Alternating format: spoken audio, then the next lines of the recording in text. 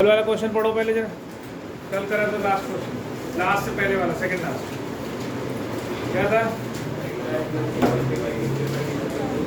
मतलब उन्होंने कहा था कि वो ट्रेपेजियम है, prove that sides of the trapezium divide each other proportionally. अब उल्टा कर दिया इसने इसका। इसने कहा कि अगर डायगोनल्स क्वाड्रिलेटरल के प्रोपोर्शनली डिवाइड करते हैं then it is a trapezium. अब आपको प्रूव करना है ट्रेपेजियम है। पहले था कि ट्रेपेजियम दे रखा है और प्रूव करना था प्रोपोर्शनल डिवाइड करते हैं। जैसे मैंने लिखा था ABCD,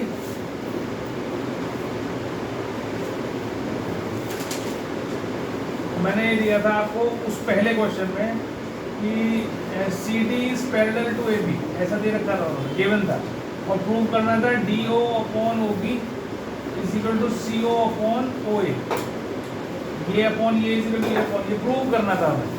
अब उल्टा हो गया, अब ये गिवन है, now you have to prove this, ये प्रूव करना है। ठीक है, काम अभी भी वही करना है, जैसे उसमें कंस्ट्रक्शन करा था ऐसे ही इसमें कंस्ट्रक्शन करना है।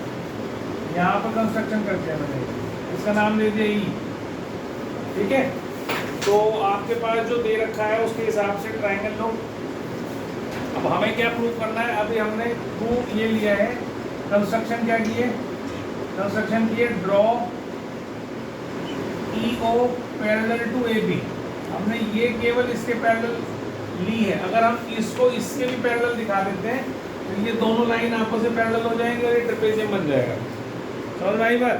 तो कैसे दिखाएंगे देखो जरा। तो जहाँ लिया है हमने in triangle ADB OE is parallel to AB, तो यहाँ BPT लगाओ, DE upon EA is equal to DO upon OB, है ना? पर ये तो इसके बराबर है कि नहीं? And DO upon OB is equal to CO upon OA, ये तो गिवन है, दिस इज गिवन, ये था बाय BPT, है ना? तो इसका नाम 1, इसका नाम 2, from 1 and 2 DE upon EA is equal to CO upon OA, है ना?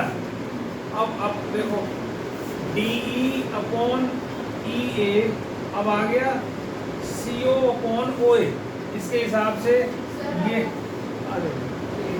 इसके हिसाब से ये इसके पैरेलल होने चाहिए by converse of BPT, implies EO is parallel to DC by converse of BPT।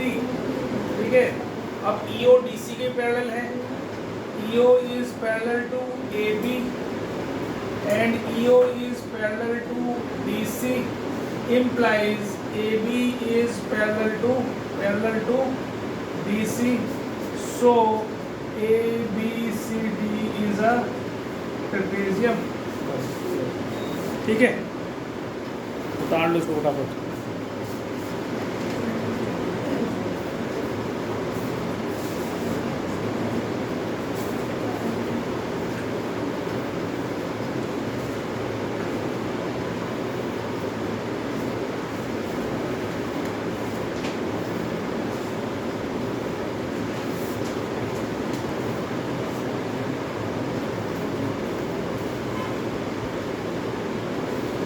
तो सिमिलैरिटी के लिए हमारे पास 3 तरीके हैं, एक तो SSS, एक SAS और एक AAE।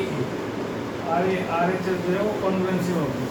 ठीक है, SSS मतलब 3 साइड्स का रेशियो जो है वो बराबर होगा। अगर हम कहें कि AB अपॉन DE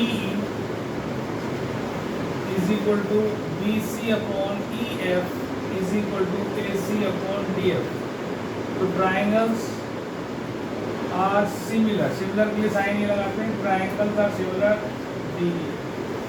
ठीक है, या हम कहते हैं कि 2 साइड्स का ratio AB upon DE, BC upon EF, this upon this, और ये इनके बीच का इंक्लूडिंग एंगल इक्वल हो, angle B is equal to angle E, तो भी हम कह देंगे triangle ABC similar to triangle ठीक है, या हम कह दें भाई angle A is equal to angle D, angle B is equal to angle E, angle C is equal to angle F, तो भी हम कह देंगे by A triangle A B C similar to triangle.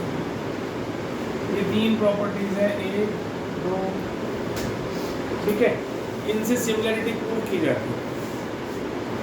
अब इसमें जो मेन चीज़ है सीखने की वो ये है कि इन ट्राइंगल्स का नाम कैसे लिखा जाए। अगर आपने ये सिमिलरिटी प्रूव कर दिया ऐसे और नाम यहाँ गलत लिख दिया तो क्वेश्चन गलत हो जाएगा। तो नाम ट्राइंगल का सही होना चाहिए अकॉर्डिंग टू योर रेशोस, ठीक है। अब जैसे इसने कहा ए बी अपॉन डी, तो हमने नाम लिखा है, तो देखो आप ए बी का पहले दो अक्षर कैसे हैं D, A B upon D, फिर लिखा मैंने बी सी अपॉन अगले दो ई एफ, और फिर मैंने लिखा ए सी और डी एफ। तो इसकी रेशो इसके साथ मैच करनी चाहिए। अगर ये रेशो मैच नहीं करी तो क्वेश्चन गलत हो जाएगा, ठीक है। कोई भी नाम नहीं दे सकते आप ट्राइंगल को कि आपने लिखी तो ये रेशो है ना, और ट्राइंगल का नाम दे दिया जी B A C is similar to triangle D E F, then it is wrong. तो नाम के हिसाब से ट्राइंगल का रेशो भी लिखना है और रेशो के हिसाब से ट्राइंगल का नाम भी लिखना है, दोनों चीज़ें आपको आनी चाहिए, ठीक है। अब ये जरूरी नहीं होता कि ये साइड इसके साथ रेशो बनाएगी, हो सकता है ऐसा हो कि ये वाली का रेशो इसके साथ बन रहा हो, इस वाली का जो है वो इसके साथ बन रहा हो, और इस वाली का इसके साथ बन रहा हो, ठीक है। अब देखो जरा एक बार लिखते हैं नाम। तो पहले ए बी अपॉन आपका ई एफ है, ठीक है, और B C upon A C upon D E है, और B C upon D F. अब ट्राइंगल का नाम बताओ। अगर मैं ट्राइंगल का नाम लिख दूँ ए बी सी, पहले वाले का तो कुछ भी लिख सकते हो आप, इससे मैच कराना है दूसरा वाला, कैसे कराओगे बताओ। अब तुम देखो ए बी के सामने, ए बी के सामने कौन सा एंगल है, ये वाला एंगल है ना। तो सबसे पहले लिखो सी, ए बी के सामने कौन सा एंगल है सी, ठीक है। अब ए सी के सामने कौन सा एंगल है बी, तो यहाँ लिखो बी, और तीसरा वाला तो अपने आप हो जाएगा, सब उल्टा लिख दिया, उधर से लिख दिया, उस वाले का लिखना है ना। तो ए बी के साथ कौन सी ई एफ थी ना, ई एफ के सामने वाला कौन सा है डी, ठीक है, और ए सी अपॉन डी, डी के सामने कौन सा वाला एफ, और तीसरा क्या हो जाएगा डी एफ ई। अब अगर इसको मैच करोगे तो आपको मैच हो जाएगा। देखो ए बी गलत कर दिया मैंने, कुछ गलती कर दी ना, ए बी के सामने तो नहीं गलत लिख दो, रुक जाओ, उसके हिसाब से लिखा ना। ए बी के जैसे इसको भी नेम चेंज कर दो। ए बी के सामने कौन सा एंगल है सी, ई एफ के सामने कौन सा वाला है डी, अब ए सी के सामने कौन सा वाला एंगल है बी, और डी के सामने कौन सा वाला एंगल है डी के सामने वाला एफ, और बी सी के सामने वाला ए, और इसके सामने डी एफ के सामने वाला। अब रेशो देखो B C upon D F, आ गया B C upon D F ये वाला है, A B upon E F ये दोनों साथ, और C A upon D F,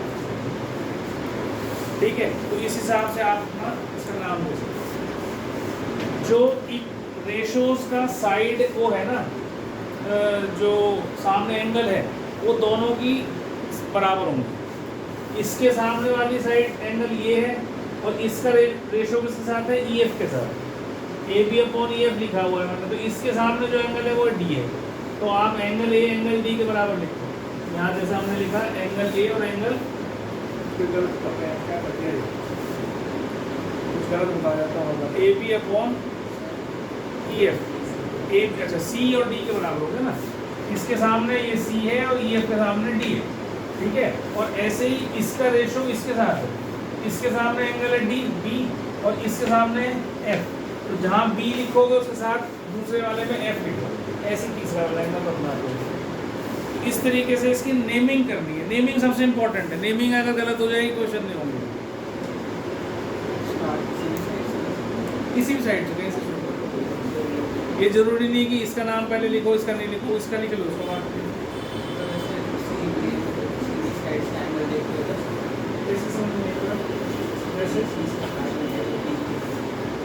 नाम कैसा भी दे दे कोई मना ही नहीं, बस उसकी रेशो सही बननी चाहिए। अगर नाम गलत दे दिया तो फिर गलत हो जाएगा। अब कई बार क्वेश्चन ऐसा आएगा, बेटे तो ध्यान दो, कई बार क्वेश्चन ऐसा आएगा कि ये नहीं पता होगा हमें, है ना।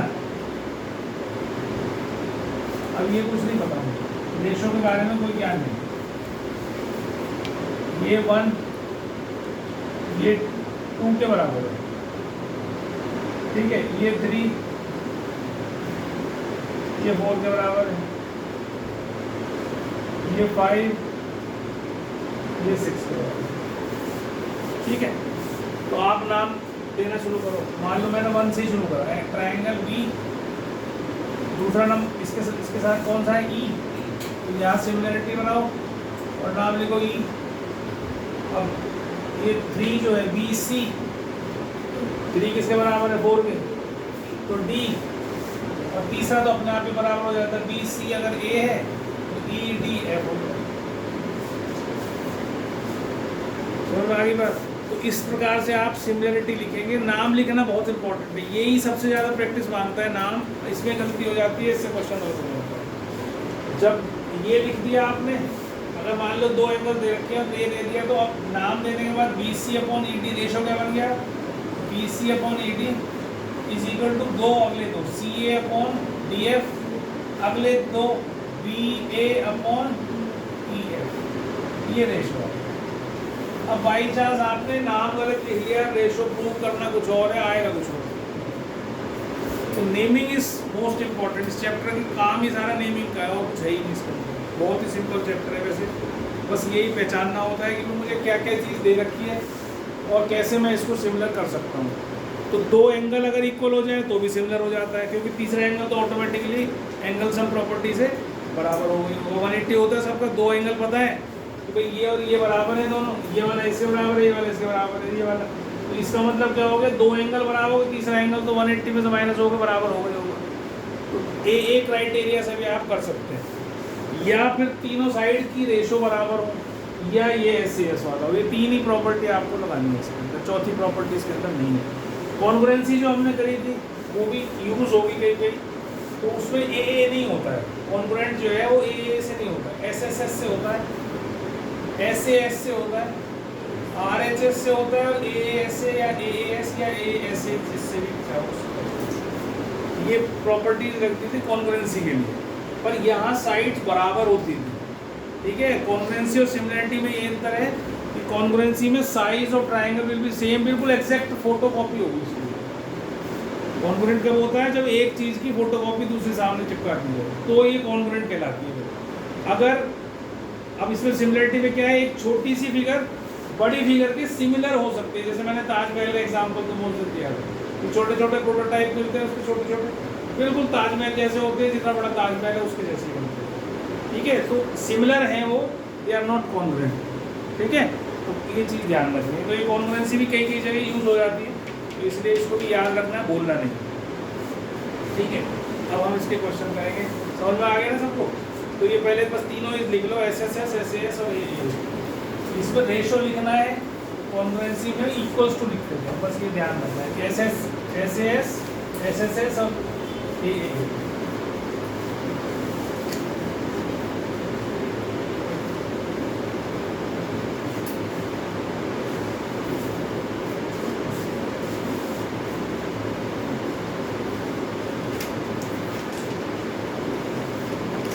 जैसे क्वेश्चन ये है इसका,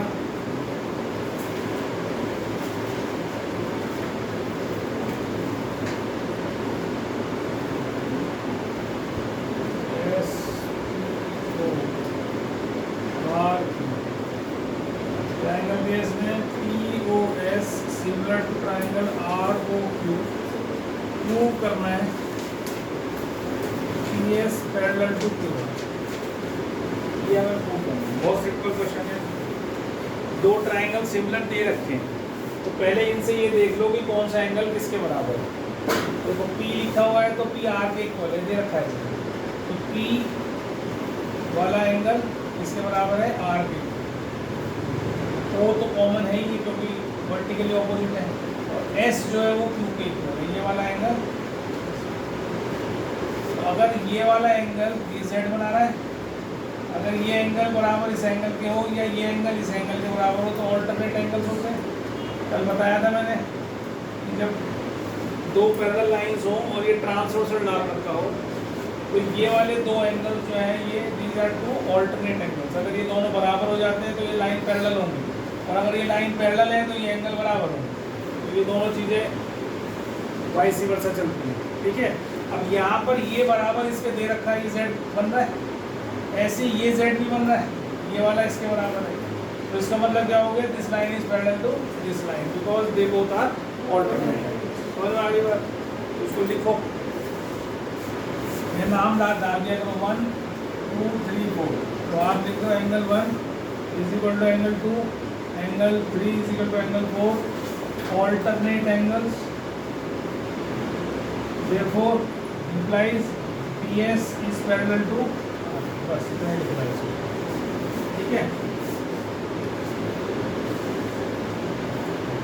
ऐसा दे रखा है इसने कि QA और PB तो both are perpendicular to AB। अब आपसे क्या क्या दे रखा है, AO दे रखा है 10 सेंटीमीटर, BO दे रखा है 6, PB दे रखा है 9। आपको ये निकालने के लिए होगा तो 4 साइड्स हैं, इसका मतलब ट्राइंगल को सिमिलर करना पड़ेगा। सिमिलर करेंगे तभी रेशो आएगा उसका, और रेशो आएगा तो चौथी साइड निकाल पाएंगे, ठीक है। तो वह ये वाला एंगल इसके बराबर है 1 और 2 लिख दो इसको, इसका नाम 3 और इसका नाम 4 दे दो, ठीक है। और या फिर और कैसे कर सकते हैं इसके अलावा, angle PQ PBO equal angle AQO।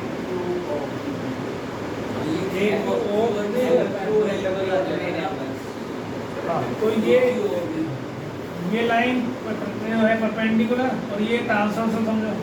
तो अगर हम देखें ये Z बना रहा है, अगर ये वर्टिकली ऑपोजिट एंगल तो है ही है, ये तो बहुत अच्छी बात है। और ये वाला भी देख सकते हो आप कि ये वाला एंगल किसके बराबर है, इसके। क्यों ऐसा है, क्योंकि AQ is parallel to PB। किसी भी लाइन के अगर दो परपेंडिकुलर डालते हो आप, चाहे ऊपर डालो चाहे नीचे डालो, ये लाइन एक दूसरे के पैरेलल हो जाती है अगर ये परपेंडिकुलर है एक दूसरे के। अगर ये परपेंडिकुलर है that means these two lines are parallel to each other, ठीक है। अब ये उल्टा बस नीचे तक खींची हुई है, लाइन तो अभी भी पैरेलल ही है ना, ये लाइन इसके पैरेलल। इसका मतलब ये लाइन इसके पैरेलल होगी, अगर ये पैरेलल होगी तो ये देखो Z बना रही है, इसका मतलब ये ऑल्टरनेट एंगल्स हो गई, ये वाला एंगल और ये एंगल बराबर हो गए। इसकी जरूरत नहीं होती ढूंढने की, भाई एक 90 मिली है, एक वर्टिकली अपोजिट ढूंढ लो अगर है तो वर्टिकली अपोजिट, बस 2 ही की जरूरत है, तीसरा भी लिखने की जरूरत नहीं है आपको, 2 से ही काम चल जाता है। तो आप लिखो angle 1 is equal to angle 2 90 degree reason जरूर देना बस, ठीक है। Angle 3 angle 4 vertically opposite angles, पूरा लिख देना, मैंने शॉर्ट में लिख दिया है, ठीक है। Implies triangle. अब नाम लिखना है, अब इम्पोर्टेंट चीज़ क्या है, नाम। तो कहाँ से शुरू करें, यहाँ से शुरू कर रहा हूँ A से, ठीक है। अगर मैं नाम दूँ AOQ, ऐसे नाम दे दिया, सिमिलर टू ट्राइंगल। अब A के इक्वल कौन सा है, B, और O के इक्वल क्या है, O, BOP, ठीक है। अब इसका रेशो लिखो, जब ये नाम लिख दिया, now write ratio, A/BO, OQ/OP is equal to AQ/BP, तीनों लिख लिया करो। अब क्या क्या गिवन है वो डाल दो, AO 10 दे रखा है, BO कितना दे रखा है 6, OQ की जरूरत नहीं है हमें, ये इसमें कुछ दे नहीं रखा तो हमें इसको छोड़ देंगे।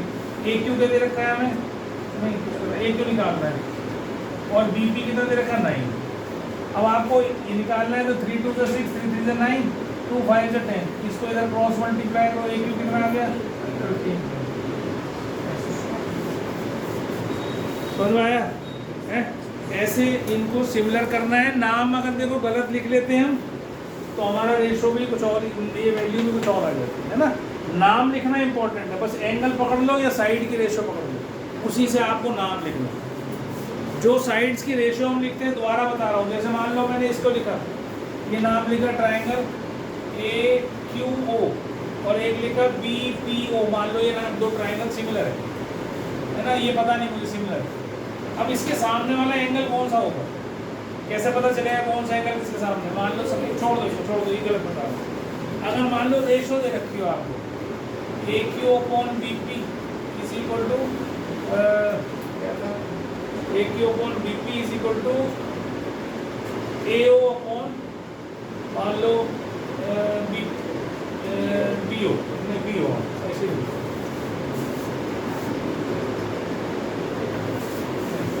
ये तो तुम देख ही रहे हो ना। मालूम मैं दे दूँ AQ/BO इज इक्वल टू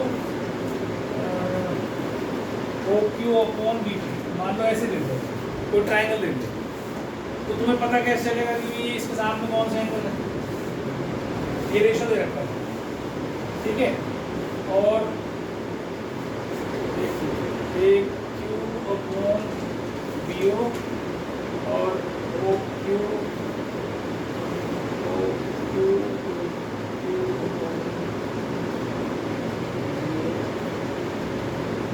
के हिसाब से दूसरे से बता, पहले इसको तो लिख दो, इसको लिखो कि दूसरा क्वेश्चन कराता है। मतलब मैं ये बताना चाह रहा हूँ कि कहीं रेशो अगर आपको दे रखी है तो उससे आप ट्राइंगल का नाम कैसे लिखोगे, वो भी इम्पोर्टेंट है। देखो इसको उतार दो, पहले बता दो।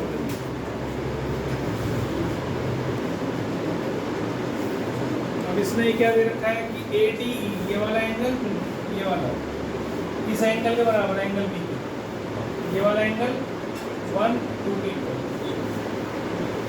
आपको शो करना है ये ट्राइंगल छोटा वाला बड़े ट्राइंगल के सिमिलर होगा। एक सेकंड में कर दो, ठीक है, हो गया। देखो फिगर के अंदर देखो, मेरी शक्ल मत देखो, कैसे हो गया। हमने लेना ये ट्राइंगल और एक ही बड़ा वाला ट्राइंगल, एक एंगल तो दे ही रखा है और एक 90 दे रखा है, ये 90, दो ट्राइंगल सिमिलर हो गए। भाई तुम्हें 3 प्रॉपर्टी तो पकड़नी है, 4 5 तो रही नहीं है, तो 3 ही रह गई, AAA SSS SS। अब यहाँ तो एंगल दे रखे हैं, दो एंगल वाले सबसे आसान होते हैं, जो 2 एंगल पकड़ लेगा वो आसानी से कर पाएगा। ये एंगल दे रखा है इसके बराबर, ये 90 तो बना रखा है, तो ये दोनों सिमिलर हो गए। तो यहाँ लिख दो angle 1 is equal to angle 2 given, और एंगल इसका नाम 3 और 4 दे दो, angle 3 is equal to angle 4 90 degree each. बस मार्क ठीक से कर देना, इम्प्लाइज ट्राइंगल। अब नाम दे दो इसका, अब मान लो लिया आपने, अब यही दे दो नाम ADE। बस ये चेक कर लेना ये सेम दे रहा है कि नहीं दे रहा। देखो A तो दोनों में कॉमन है, इस ट्राइंगल में भी है और इस ट्राइंगल में भी, तो A तो कॉमन है, तो एक ही जगह A आया हुआ है। और D किसके इक्वल है? B के इक्वल है यार। देखो D जहाँ लिखा हुआ है B लिखा हुआ है, और जहाँ E लिखा हुआ है वो C के बराबर है 90 डिग्री। पर इस पर रिलाय नहीं करना, जो क्वेश्चन तुम्हें दे रखा हो उसके नाम पे विश्वास नहीं करना। कई बार 100 में से 1 या 2% कई बार गलत भी दे देते नाम में, तो चेक करे बिना नहीं करना कोई भी काम, है ना। जैसे हमने चेक कर लिया, हाँ भाई ठीक है ओके, क्योंकि गलत नाम लिखोगे तो नंबर कट जाएंगे। क्वेश्चन में कुछ भी दे रखा हो उनका मतलब, उनसे मतलब उनको, हमारा जो हमारे हिसाब से बन रहा है वो नाम होना चाहिए। अब अगर ये नाम गलत लिख दिया हमने, अगला पार्ट देखो उसका, वो गलत हो जाएगा। आप तो कहोगे सर यहाँ दे रखा था हमने तो वो उतार दिया, उसको नहीं देखना। पहले खुद का चेक करो कि नाम हमने जो दिया है वो हमारे हिसाब से है कि नहीं है, जो हमने प्रूव करा। अगर है तो फिर लिखो। अब लिखो नाम AD/AB, पहले दो को अगले दो, फिर DE/BC, फिर AE/AC। ठीक, अब नाम वैल्यू डाल दो। AD कितना है 3.8 और 3.8, AB दे नहीं रखा कुछ भी इसने हमें, और DE दे रखा है, D निकालना है, BC दे रखा है 4.2, ठीक है, और क्या दे रखा है, AE दे रखा है 3.6, और AC दे रखा है, AC भी नहीं है, ठीक है। अब कैसे करेंगे भाई? AD दे रखा है, AB गायब कर दिया, और एक मिनट तो AE इसमें डाल दो, पहले वैल्यू डालो 3.6, और क्या दे रखा है? AD दे रखा है 3.8, और क्या दे रखा है? BE दे रखा है, BE ये वाला है, तो BE 2.1, तो अब आपके पास AB आ गया। देखो ये दोनों मिल गए ना, ये मिल गए, दोनों ऐड करो 5.7, AB की जगह क्या डालो? 5.7, ठीक है जी। अब आप जो चाहे निकाल लो, एक रेशो चाहिए था हमें मेन, तो ये 2/3 हो जाएगा, 19 to 38, 93 से 57। अब आपको क्या निकालने के लिए बोला? डी, तो इन दोनों का रेशो ले लो बस, AC की जरूरत नहीं है हमें, डी निकालना। तो D upon 4.2 is equal to 2/3, ठीक है। इससे काटना चाहो तो काट भी सकते हो, और डी कितना हो जाएगा? इसे क्रॉस मल्टीप्लाई करोगे तो 1.4 इंटू 2 दैट इज 2.8 सेंटीमीटर, ये डी आ गया, ठीक है। फिगर के अंदर बना लिया करो, याद समझ में आएगी चीज़ कि क्या क्या दे रखा है, सारी वैल्यू डाल लिया करो। जैसे अब यहाँ पर BC भी दे रखा था 4.2, इसकी हमें जरूरत नहीं थी, मेन जरूरत थी हमें इसकी AB, वो हमने निकाल लिया।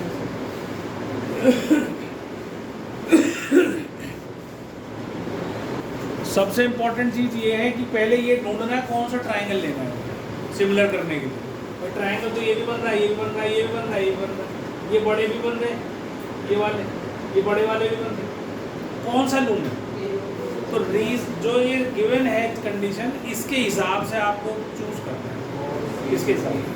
अब AO दे रखा है, BO भी दे रखा है, OC भी दे रखा है, OD भी दे रखा है ना, ये रेशो दे रखी है ना, और AB 5 सेंटीमीटर गिवन है, और ये निकालनी है। इसका मतलब क्या हो गया? हमें AOB ट्राइंगल और DOC एक ट्राइंगल हमें लेने हैं सिमिलर करने के लिए, है ना। तो बहुत आसान है। अब लिखो, ये तो दे ही रखा है, this is given AO upon OC is equal to BO upon OD, this is given. अब यहाँ से देख लो, AO upon OC, BO upon OD, और इनके बीच का एंगल ये बराबर इसके है, तो 1 बराबर 2 है, angle 1 is equal to angle 2 क्या लिखेंगे? वर्टिकली ऑपोजिट एंगल्स, ठीक है जी। सो ट्राइंगल का नाम AOB सिमिलर टू ट्राइंगल। अब किसके बराबर लिखूं? देखो AO के साथ OC बन रहा है, अगर मैं यहाँ पर AOB और COD लिखूं तो देखो रेशो देखो, AO अपॉन CO, ठीक है, BO अपॉन OD, ठीक है, इसका मतलब नाम हमारा ठीक है। समझ में आ गई मेरी बात? तो इसके हिसाब से आपको बनाना है। अब AO के सामने, वैसे भी मैं बता रहा था, AO के सामने कौन सा एंगल आ रहा है आपका? B आ रहा है, और OC के सामने कौन सा एंगल आ रहा है? D आ रहा है। इसका मतलब ये एंगल इस एंगल के बराबर होगा, है ना। अब BO के सामने कौन सा एंगल आ रहा है? ये वाला एंगल आ रहा है, और OD के सामने कौन सा वाला एंगल आ रहा है? OD के सामने वाला, ये वाला एंगल आ रहा है। इसका मतलब ये एंगल इसके नाम बराबर होगा। तो जब हमने नाम लिखा है AOB, तो A के बराबर कौन सा है? C, वो तो कॉमन ही है, वर्टिकली ऑपोजिट है, कॉमन नहीं है, वर्टिकली ऑपोजिट। COD, जो वर्टिकली ऑपोजिट या कॉमन हो उसको बीच में रखा तो आसानी से हो जाता है, ठीक है। तो COD के हो गया हमारा। ये सबसे पहले हमने प्रूव करना है बाय, ये लिखना जरूरी है, SAS क्राइटेरिया, ठीक है, साइड एंगल साइड। अब इसका रेशो लिखो, तो ये तो दे ही रखा है आपको, AO upon OC is equal to AB upon CD, बस एक लिख लो, इसको लिखने की जरूरत नहीं है क्योंकि दोनों ही 1/2 के बराबर हैं, तो इसको 1/2 के बराबर लिख लो, मतलब दिस इज इक्वल टू 1/2, इसका मतलब ये बराबर 1/2 के आ गया। समझ में आ रही बात? ये अब देखो रेशो क्या आया, छोड़ दो उसको, किसी भी टेंशन नहीं, बच्चों के दिमाग को जोर हो जाता है वो क्या। इससे रेशो ले लो, AO upon OC, OB upon OD, AB upon CD, ये सबको आता है। अब इतना हिस्सा ही तो 1/2 दे रखा है आपको, तो इसका मतलब इस सब की जगह आप 1/2 लिख सकते हो, AB अपॉन CD। अब AB क्या दे रखा है आपको? 5 दे रखा है, तो इसको 1/2 is equal to 5 upon C D. तो सी डी कितना हो गया जी? 10 सेंटीमीटर। ठीक है, समझ में आ गया? जोड़ लगाना पड़ रहा है?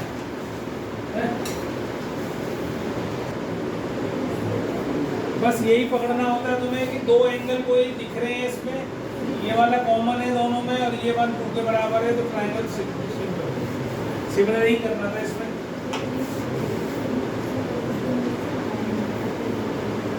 ठीक है, अगला क्वेश्चन देखो।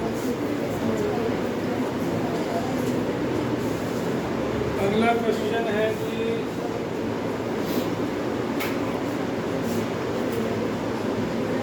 ये करके दिखाओ तो मान लो समझ में आएगा।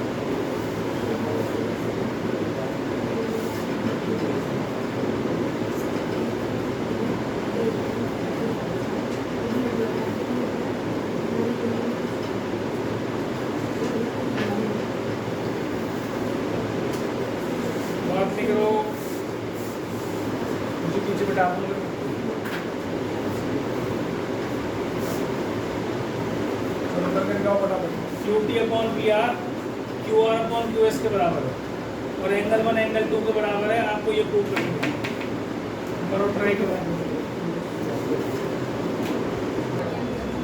देखो मैं कर रहा हूँ, देखो एंगल, अब इधर देख लो बेटा, प्रूफ में हम लिख रहे हैं angle 1 is equal to angle 2 given.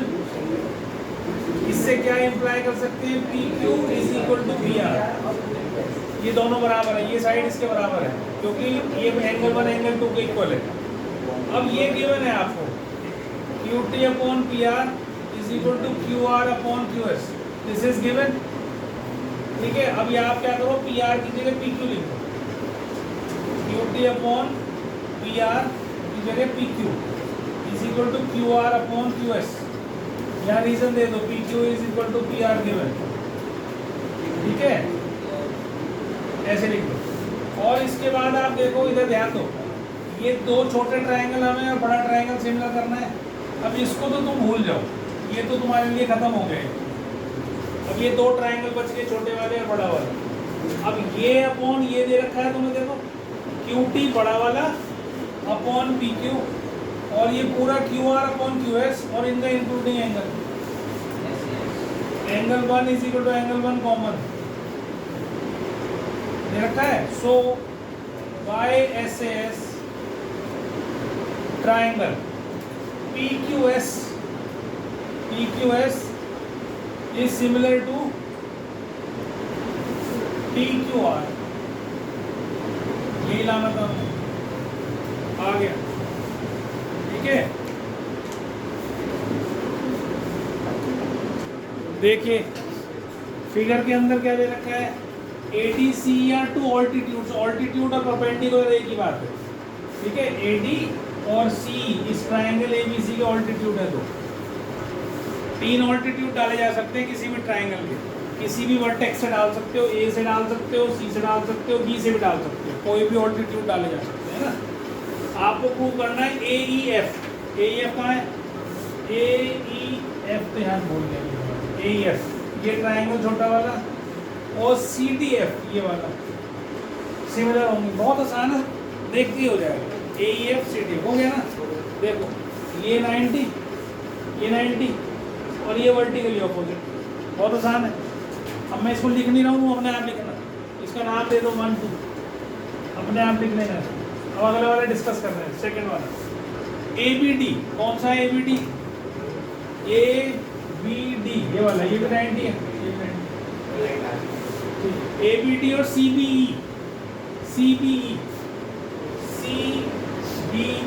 एक तो ये वाला और एक ये वाला। तो इसमें देखो दोनों में B कॉमन है, एक 90 दोनों में वैसे भी नाम में देखोगे तो बी कॉमन दिख रहा है, तो ये वाला एंगल कॉमन है और एक 90 है, इसका ये 90। ठीक, नंबर 3 का जो AEF और ADB, ADB, AEF ये वाला और एक ये वाला, अब दोनों में A कॉमन है, एक 90 इसका एक 90 इसका, सिमिलर हो गए। A से अगला वाला जो ये भी सेम ऐसे ही, FCD ये वाला FDC और BEC, BEC कहाँ है, BEC है, तो FDC कौन सा था, एक तो C कॉमन और एक 90 है। समझ में आ गया? आगे हाँ सुबह अभी आएंगे, चिंता तो तुझे खुश होना चाहिए। अभी जब आएंगे ना SAS वाले ऐसे,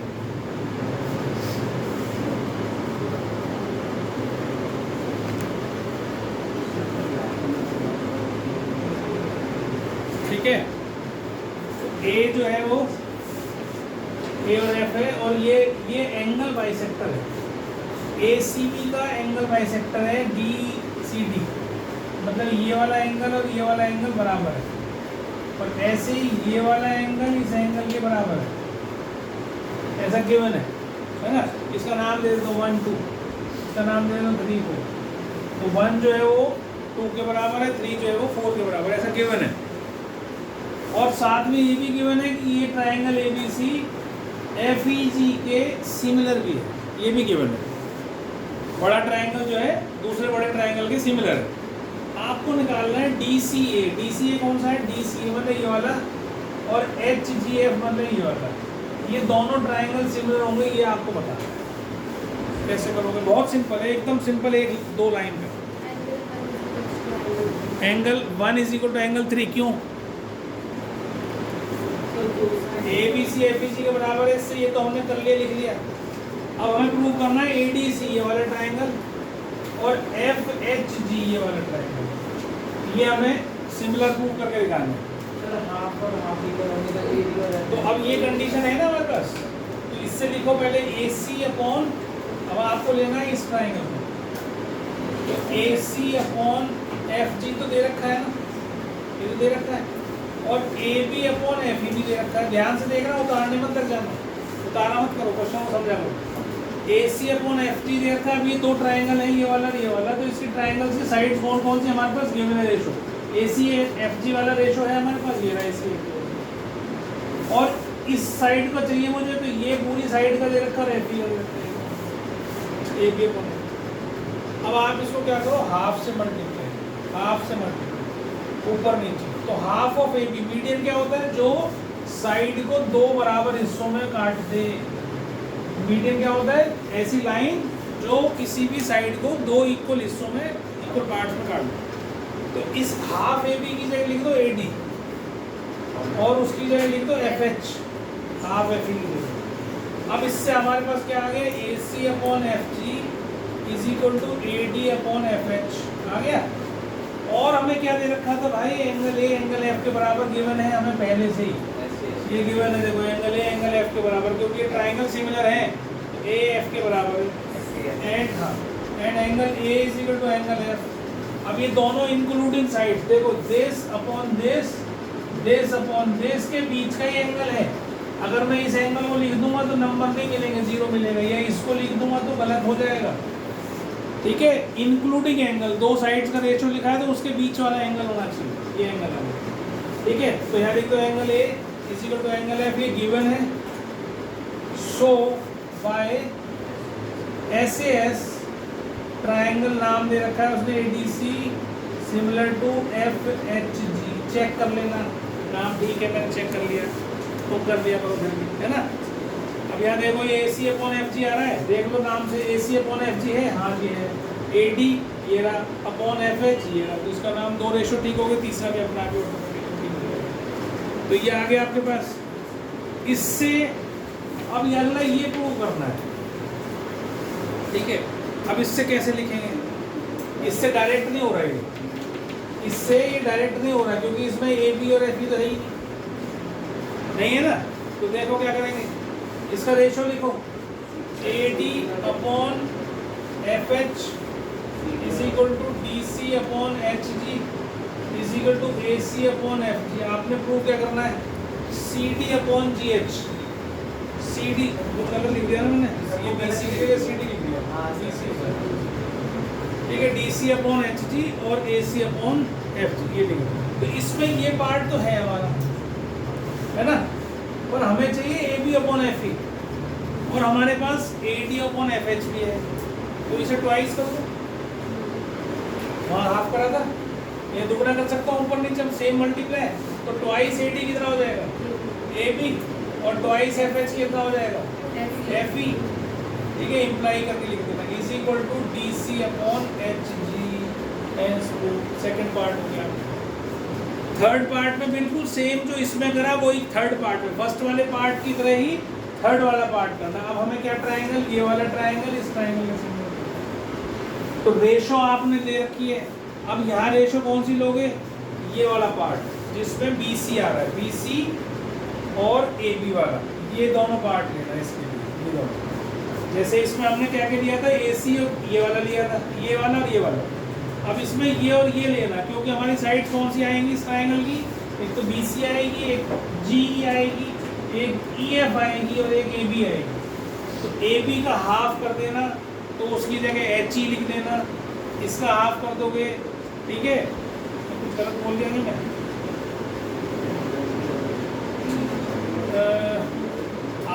FE है ना, हाफ ऑफ FE को HE लिख दिया और हाफ ऑफ AB को लिख दिया DB। इसको हाफ हाफ करोगे, यहाँ हाफ से करोगे और यहाँ हाफ से करोगे, हाफ AB की जगह लिखना DB और हाफ FE की जगह लिखना EH, और ये रेशो पहले से ही है।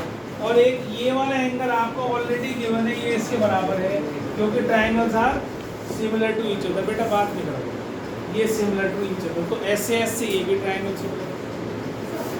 हाँ जी, किसी को नहीं समझ में आया तो बोल देना, बता दूंगा।